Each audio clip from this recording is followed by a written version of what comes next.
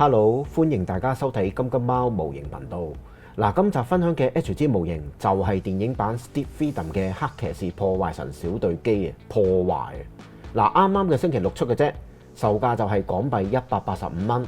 咁啊，貴過早一個月推出嘅飛升自由同不朽正義。咁好多人都會問：喂，點解咁貴嘅？咁而家就開箱俾大家睇睇。呢盒黑騎士嘅總數有10塊板件。貼紙就係呢一張啦，咁啊比起飛升自由少咗噶啦。眼部就有2款俾大家揀嘅，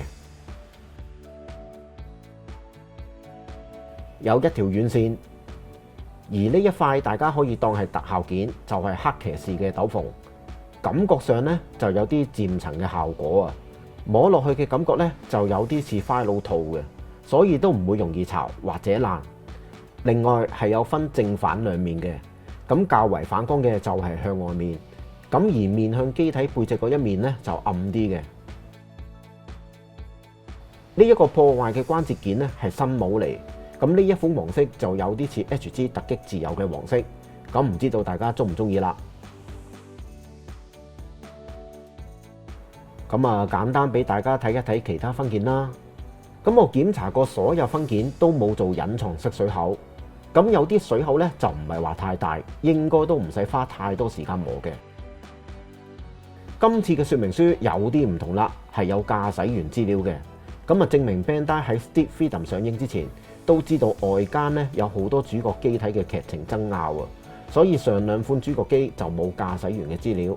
咁而家應該都唔使保密噶啦。好，開始砌模型啦。呢一個 HG 黑騎士大約用咗8個鐘嘅時間去製作，黑色嘅外甲件我就用咗拋光棒拋光，需要滲線加細節嘅地方亦都唔多。咁而水口方面真係簡單磨一磨就處理好。咁啊，先俾大家睇一睇未上斗篷嘅全身。咁我始終都覺得上咗斗篷呢係比較好睇嘅。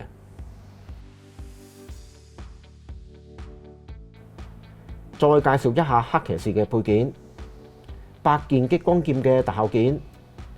至於劍柄就有3個，分別裝喺左右裙甲嘅。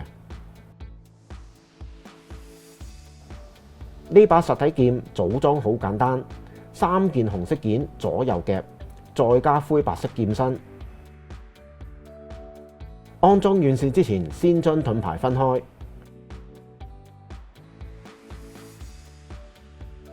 將呢2件零件咧各自安裝喺線嘅兩端，再同盾牌組裝，變成咁嘅樣。斗篷嘅安裝，首先要將背包拆落嚟，將呢2件零件掹走，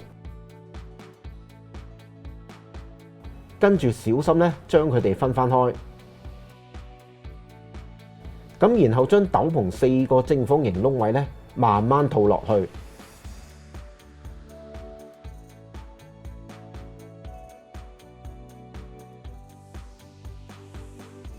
完成。首先分享一下背包嘅組裝過程。黑騎士嘅背包就冇好似 HG 飛升自由一樣咁多分件，優勝之處就係可以同頭先介紹嘅斗篷作連接，水口同水紋亦都唔難處理嘅。不過就有一個缺點，就係呢一張紅色貼紙同飛升自由一樣，Bandai帶大家翻去20年前，咁啊真係比較難黐嘅。咁特別咧係要黐啲曲位啊，特別易巢，咁樣都可以見得人啦啩。有時候真係覺得 Bandai 好怪嘅，明明係可以有足夠嘅技術做分件，但係又唔做俾你。咁而且呢一盒模型咧，仲要比一般 HG 更加貴。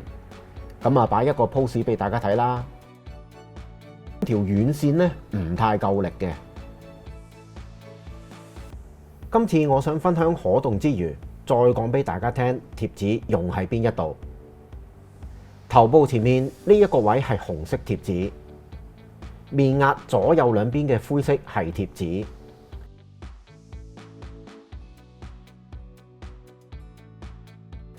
後面頭頂監視器都係紅色貼紙，盾牌呢個位係貼紙，腳部嘅大髀位，呢一啲灰白色嘅位都係貼紙嚟嘅。咁腳部至腳尖嘅內外都係用貼紙保飾噶啦。菠蘿蓋面嘅三角形紅色，同埋腳踭嘅黑色呢一個位都係用貼紙保飾嘅。頭先組裝嗰陣都有提及嘅背包飛行器，兩邊嘅紅色邊都係貼紙。至於頭部嘅可動，未啟動嘅低頭冇問題，抬頭角度可以嚟到呢度。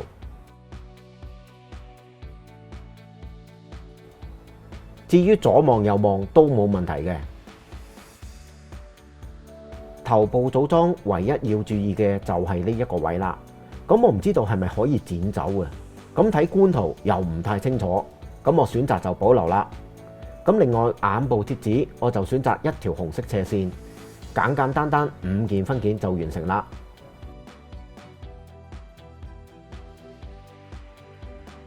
呢個模型當然亦都有用 Steed 可動系列嚟設計啦，身體可以向前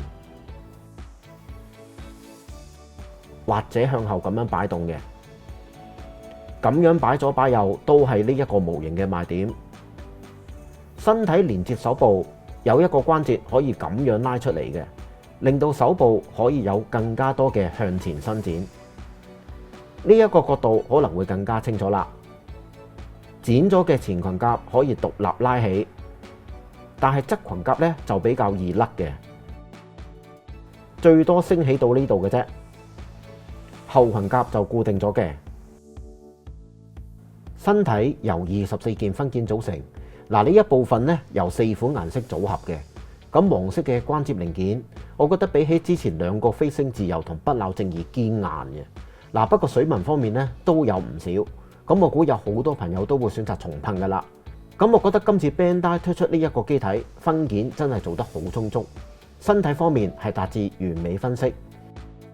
至於呢個零件位置嘅水口，大家一定要磨平佢，唔係嘅話係裝唔到上身嘅。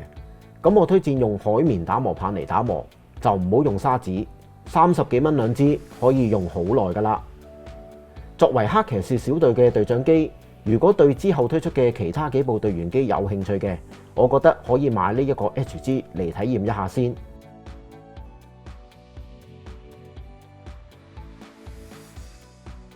腰部就由21件分件組成。